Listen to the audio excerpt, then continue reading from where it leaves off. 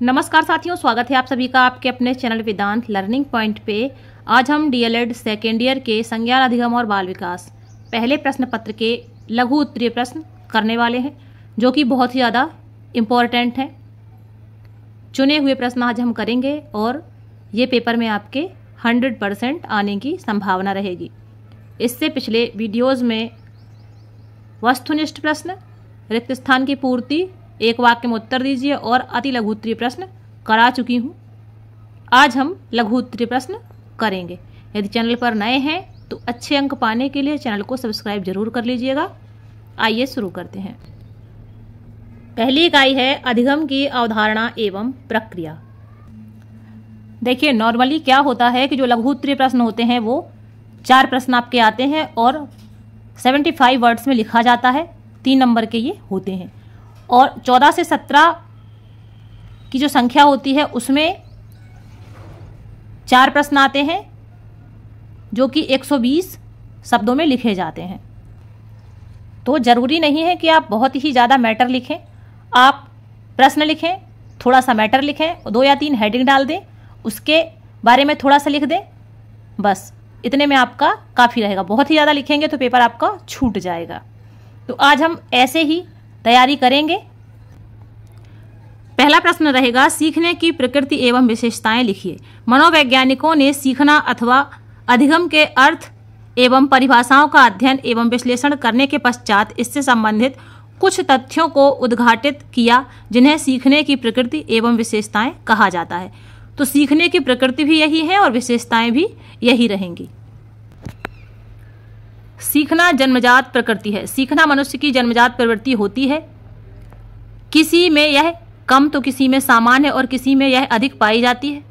मनुष्य जन्म के कुछ समय बाद ही अनुकरण द्वारा सीखने लगता है और जिज्ञासा स्वरूप वह उसके चारों ओर के पर्यावरण में उपलब्ध व्यक्ति, क्रिया, वस्तु आदि सभी के बारे में जानने की चेष्टा करता है। इस तरीके से हेडिंग डालना है, इस तरीके से 1-2 लाइन का मैटर लिख देना है। सीखना प्रक्रिया भी है और परिणाम भी। सीखना कई विधियों द्वारा होता है और इस रूप में यह प्रक्रिया है। सीखने से व्यक्ति के व्यवहार में परिवर्तन होता है, तो यह सीखना परिणाम के रूप में देखा जाता है। सीखने का कोई उद्देश्य होता है। व्यक्ति के सीखने के पीछे कोई ना कोई उद्देश्य अवश्य होता है। ये उद्देश्य समायोजन, प्रतिष्ठा, आर्थिक विकास, मानसिक विकास अथवा शारीरिक विकास, भाषा कौशल आदि हो सकते हैं। सीखना सतत प्रक्रिया है। व्यक्ति में सीखने की प्रक्रिया मृत्यु पर्यंत चलती रहती है।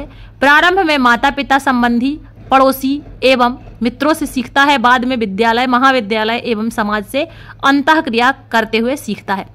कि 4 हेडिंग आप लिख देंगे और इसमें थोड़ा थोड़ा मैटर कर देंगे, 75 वर्ड्स आपके आराम से हो जाएंगे। इसके बाद हेडिंग्स देख लेते हैं। सीखने में 3 तत्व विद्यमान होते हैं। सीखने पर वंशानुक्रम एवं पर्यावरण का प्रभाव। सीखने में पूर्व अनुभव आधार होते हैं। अभिप्रेरणा से सीखने की गति बढ़ती है। सीखने में अर्जित कार्य प्रमुख होते हैं। सीखने से व्यवहार में परिवर्तन अपेक्षाकृत स्थायी होता है। अगर आप मैटर ना लिखें और ये 10 हेडिंग्स लिख दें और थोड़ा सा मैटर लिख दें, फिर भी आपके 75 वर्ड्स आराम से हो जाएंगे। अगला प्रश्न है, सीखने की प्रक्रिया के सोपानों का वर्णन कीजिए। सीखने की प्रक्रिया को देखना संभव नहीं है, इसका केवल अनुमान लगाया जा सकता है। ब्लेयर जोन्स तथा सिम्पसन ने सीखने की प्रक्रिया के 6 सोपानों का वर्णन किया है। वे निम्नानुसार हैं। आवश्यकताएं, अभिप्रेरणा, बाधा, अनुक्रिया, सबलीकरण और सामान्यीकरण। इसके बाद अगला इंपॉर्टेंट प्रश्न है, अधिगम स्थानांतरण की अनुकूल परिस्थितियां कौन कौन सी होती हैं। एक क्षेत्र एवं परिस्थिति में सीखे गए ज्ञान एवं कौशल का स्थानांतरण तभी संभव होता है जब उसके लिए अनुकूल परिस्थितियां हो। ये अनुकूल परिस्थितियां निम्नांकित हैं। शिक्षा की पाठ्यचर्या सीखने वाले की आयु, क्षमता एवं योग्यता के अनुकूल हो, उसके लिए सार्थक एवं उपयोगी हो और इसका पूर्व ज्ञान से संबंध हो। सीखने वाले की सामान्य बुद्धि जितनी अधिक होगी उसका स्थानांतरण भी उतना अधिक होता है। सीखे गए ज्ञान एवं कौशल पर अधिकार हो और सीखने के स्थानांतरण के लिए अभिप्रेरित हो तो व्यक्ति अपने ज्ञान एवं कौशल का स्थानांतरण कर सकने में समर्थ होता है। व्यक्ति अपने पूर्व अनुभवों के आधार पर जितना अधिक सामान्य नियम या सिद्धांत निकालने में समर्थ होता है, उतना ही अधिक वह अधिगम स्थानांतरण में सफल होता है। स्थानांतरण होने वाली विषय वस्तु के प्रति व्यक्ति की अनुकूल मनोवृत्ति धनात्मक स्थानांतरण में सहायक होती है। उपयुक्त शिक्षण विधि भी स्थानांतरण में सहायक होती है। जब सीखने वाले में आदर्श और मूल्यों का समुचित विकास हो, सीखने वाले को नए ज्ञान एवं कौशल को सीखने में पूर्व ज्ञान एवं कौशल के प्रयोग के लिए स्वतंत्र अवसर प्राप्त हो, तो वह स्थानांतरण करने में सक्षम बनता है। इतना आपका काफी रहेगा। अगला महत्वपूर्ण प्रश्न है, अच्छी स्मृति की विशेषताएं लिखिए। शीघ्र सीखना। अच्छी स्मृति वाला बालक किसी चीज को बहुत जल्दी सीख लेता है और किसी पाठ को एक बार पढ़ने मात्र से याद कर लेता है। अगला है, सीखी हुई विषय वस्तु को व्यवस्थित करना। स्मृति कोई ऐसा वेग अथवा बक्सा नहीं है जिसमें सूचनाओं को अस्त व्यस्त ढंग से रख दिया जाता है। सीखी गई सामग्री का हम ठीक प्रकार से प्रत्यास्मरण तभी कर सकते हैं जब वह मस्तिष्क में व्यवस्थित रूप से संचित की गई हो। अच्छी धारण शक्ति।